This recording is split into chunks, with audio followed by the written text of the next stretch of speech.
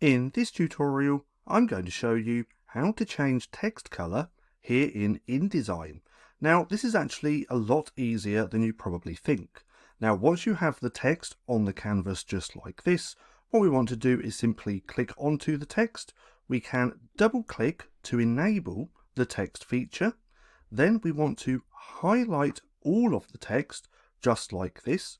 We have to highlight the text, otherwise you're not going to be able to change that text color. Now, if you want to change the color of just a couple of letters, we can just highlight those letters as well. But nonetheless, we highlight all of our text. Then we can come over here to the left hand side where we see this T. Now, if we double click on there, we're going to get a color palette, and this is where we can choose any color that we want.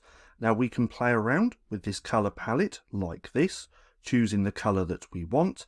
If the color's not there, you want to play around with this bar as well, and we can increase this or decrease it as well, and then choose the color that we want.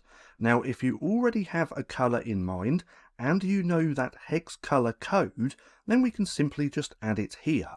So if I paste that in here, we're going to use a bright neon green. So I'm going to click paste. It's now put that in there.